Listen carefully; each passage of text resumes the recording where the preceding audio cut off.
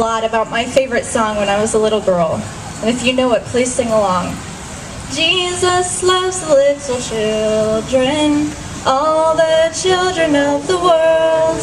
Red and yellow, black and white, they are precious in His sight. Jesus loves the little children of the world. Thank you. I believe those words. We have work to do, and it must be done now, today.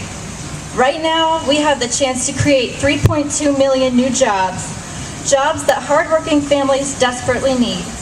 But only if Congressman Cantor votes yes to comprehensive immigration reform.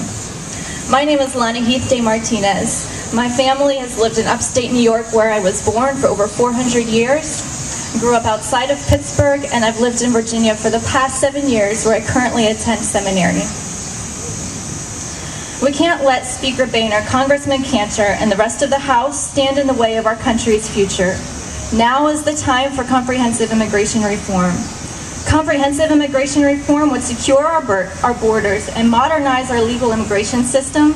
And the nonpartisan Congressional Budget Office estimates that it would reduce the deficit by more than $800 billion over 20 years.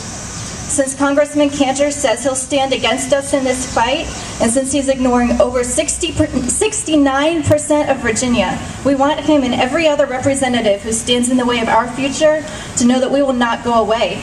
Our voices will not fade, and our communities will be heard.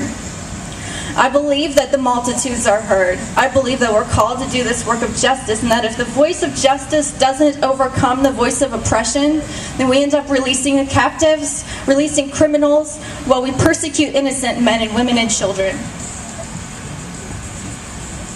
9 years ago, a wide-eyed 18-year-old was one of many making the long, perilous journey to enter the United States. When you can't afford college in Mexico, the only other opportunity that calls is go to the U.S. Go to the U.S. Go to the U.S. Work for a year and you can pay for it yourself. Arriving with no knowledge of English, much less American immigration law, and no material possessions, he worked hard and honestly and developed his excellent carpentry skills. He put his older brother through college. He bought his mom a washing machine. He bought his first car. He learned to speak, read, and write English fluently, and he learned to salsa dance. And that's where he met me.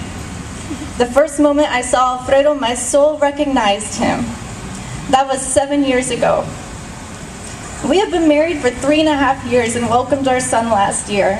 Now I have the joy of watching Alfredo cuddle our son and sing to him, feed him and play with him, read to him in Spanish and English, and teach him about being a good citizen and a good neighbor. My husband is the most hardworking, honorable, dependable, and loving man I have ever met. He is honest to a fault, paying taxes on every penny earned, even though we cannot claim most tax credits due to his status in this country. For over 3 years, we have been in the process of applying for an adjustment of status. The process has been delayed again, and again, and now again. You see, it is not so simple as the media would have you believe. Marrying me did not make one bit of difference in Alfredo's immigration status.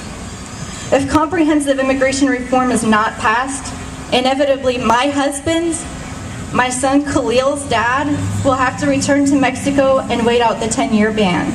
That's right. He pays all of his taxes and has no criminal record, but current legislation would forcibly separate Alfie from us, his family, for an entire decade. On the other hand, Alfie has spent nearly a decade separated from his family of origin. We cannot visit my in-laws because we would not be able to return here, to our home. 3 months after our son was born, my sister had a baby girl. Khalil and his cousin Naomi have a grand time exploring the world together. 4 months before Khalil was born, Alfredo's brother had a baby girl. And 2 months after Khalil was born, Alfredo's sister had a baby girl. And out of all of these cousins born in the same year, Khalil only knows one. And right now, he only has the opportunity to know one. Today, I stand here to tell you that under our current oppressive system, my marriage, which is 100% real, is barely recognized. my son's chances of growing up with both of his parents are practically nil. 7 years ago, I saw a man with a billion-watt smile. And I am so proud to stand here today as Alfie's wife, celebrating the amazing man and incredible father that he is.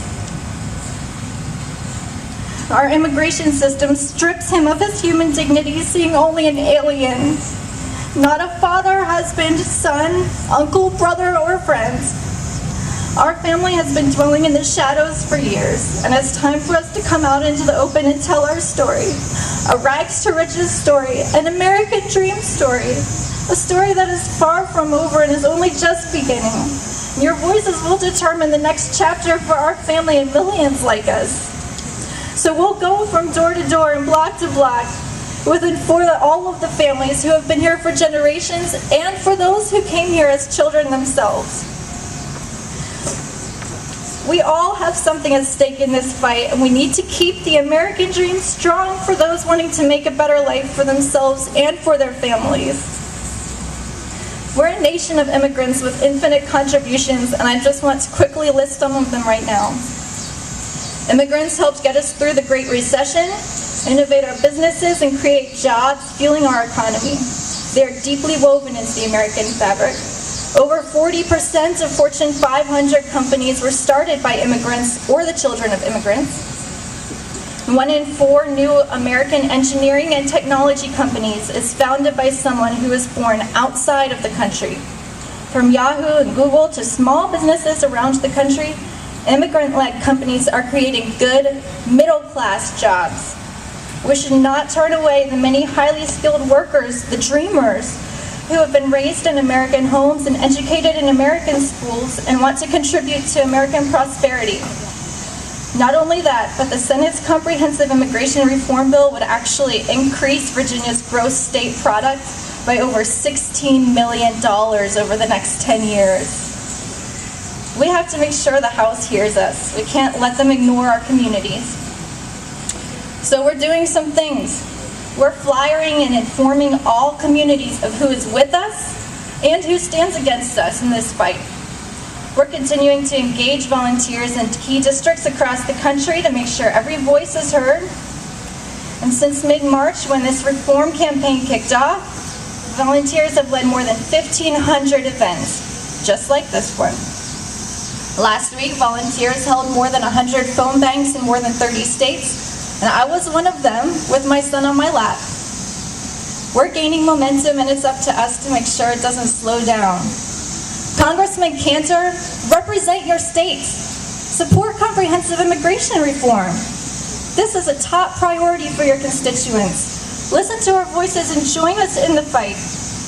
Now I'm asking each of you to call your representatives. I'm asking you to call them for my family or to tell your own story. I'm asking you to call them for my friend who's still stuck in Israel, who did everything right, waiting for her husband to be granted legal access to this country. Visit their offices, harass them on social media. Don't stop until you know that they have heard your voice and will do what we're telling them to. And I have a task for every immigrant and all who live in this story with us. Engage in meaningful dialogue. People's comments will make your blood boil. But in the past years, I've learned something about Americans. We are good, we are compassionate, and we love justice. We are also grossly misinformed. Take the time to answer the hard questions and educate your friends, colleagues, and neighbors. Tell your story. Thank you, and may you be blessed by the God in whose image I believe we were all created. And may you be a blessing.